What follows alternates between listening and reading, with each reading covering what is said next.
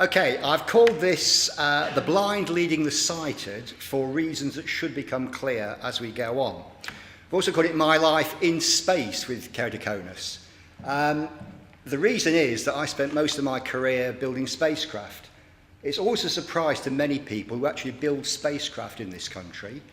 But if you've got a satellite television dish, there's a very high probability that the satellite you're getting that picture from was built in Stevenage and Portsmouth, put on an Ariane rocket in French Guiana in South America, and got there by people like me. I also spent quite a bit of time on scientific spacecraft, but I won't dwell on that now. There's a very simple key message I want to give, and I'm assuming my beautiful assistant is changing the slides. So if you read this, you can then go to sleep for the rest of the talk. And what it boils down to is this, that I've enjoyed a pretty full life and career with Keratoconus, or rather, despite Keratoconus.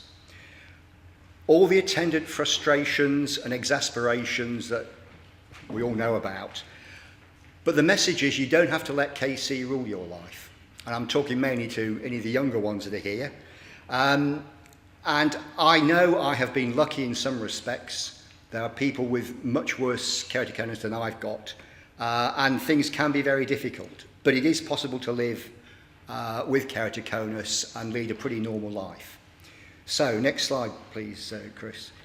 I'll talk a bit about my keratoconus first of all. So, I was diagnosed at the age of 20. That's 45 years ago. Now, I realise most of you are thinking that's obviously a typo. Should be 35 years ago. But the great advantage of talking to people with bad eyes is you can say how you look and nobody can disagree.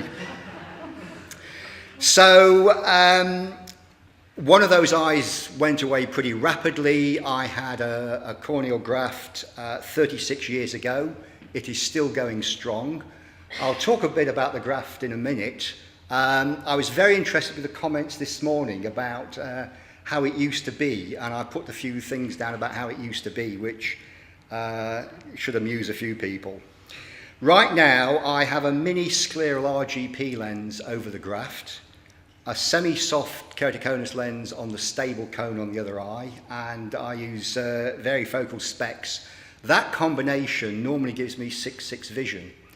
On good days, and I think most of us know what good and bad days are, I can get 6/5. So if things are okay, I don't even know I've got got a problem until I get a bit of grit in the eye, of course.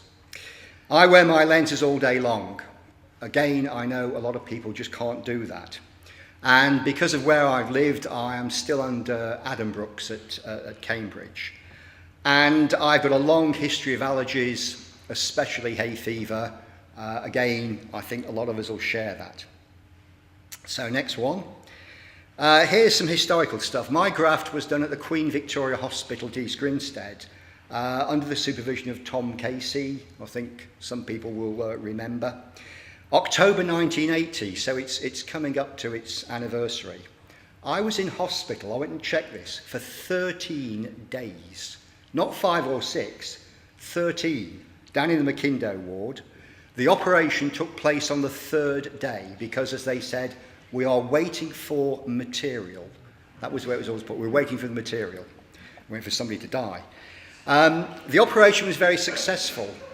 The stitching, there were 4 tacking stitches and a continuous loop of 32 stitches.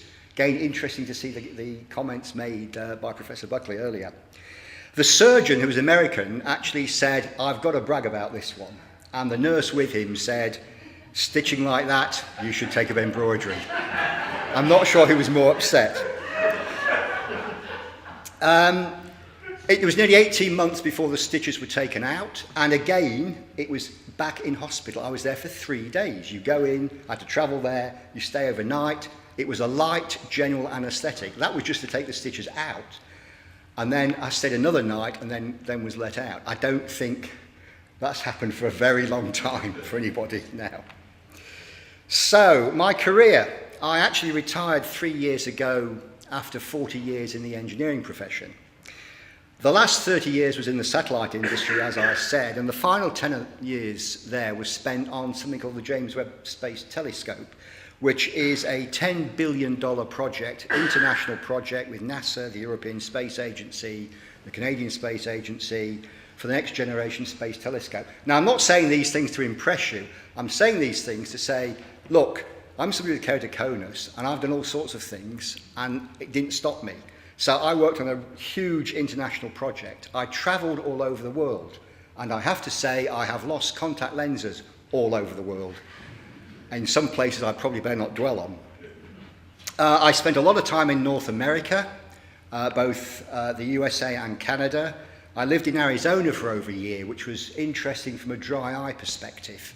It's usually well over 50 degrees C in the shade in the summer there. But I didn't get hay fever, that was the great thing. But dealing with dry eyes was quite interesting. I've also spent 10 weeks in the South American jungle at a launch site where it's almost 100% humidity most of the time. I've been to Saudi Arabia on business trips to Riyadh, right in the middle of the Arabian desert, where again it can hit 55 degrees C and you've got sand and all sorts of issues there. But I've managed to get by.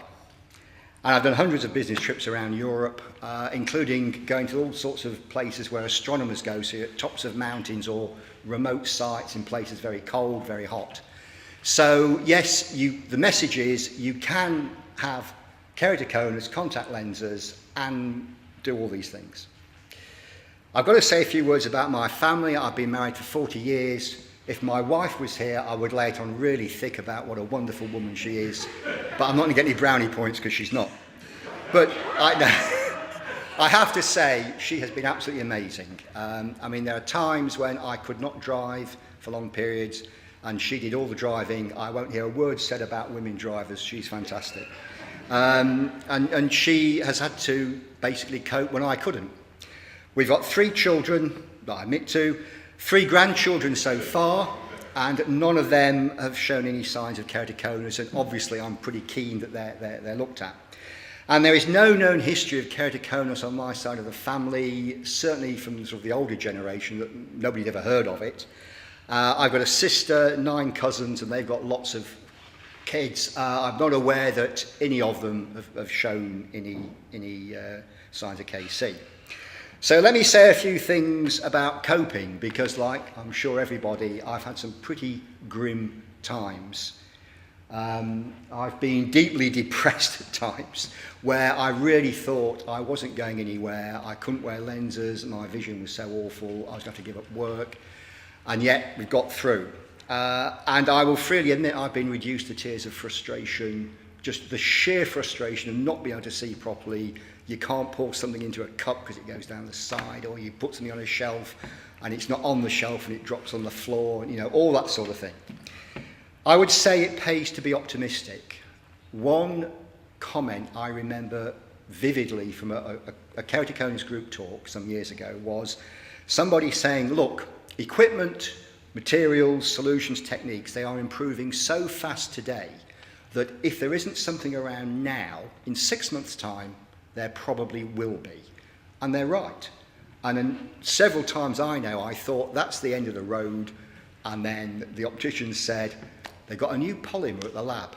Do you want to try that one? And here we go, we're off on something else.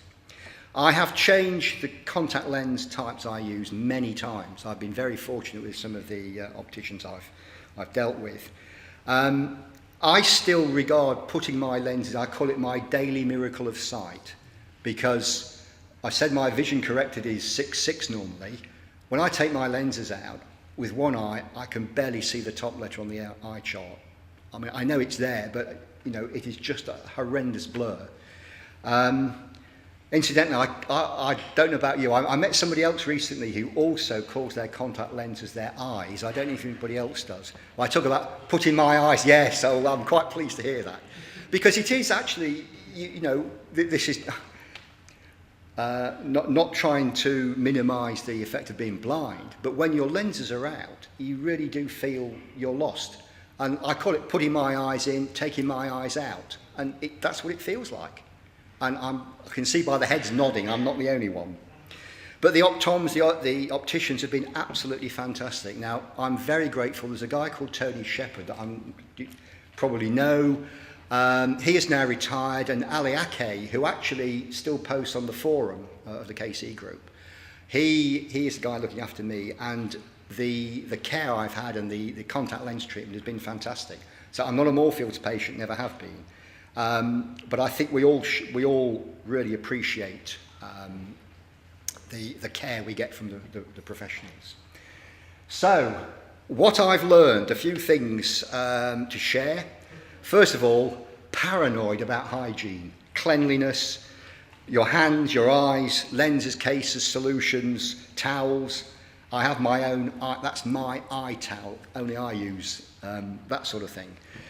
How many of you open doors with your little finger, or you lean it? Yes, you know, especially toilet doors. Never put your hand around a toilet door. Goodness knows what's on it.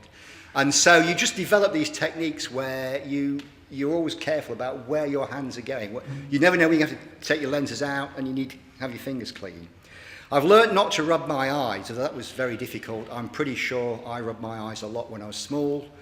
One thing I found is the temptation to rub your eyes at the end of the day when you take your lenses out. It's really intense.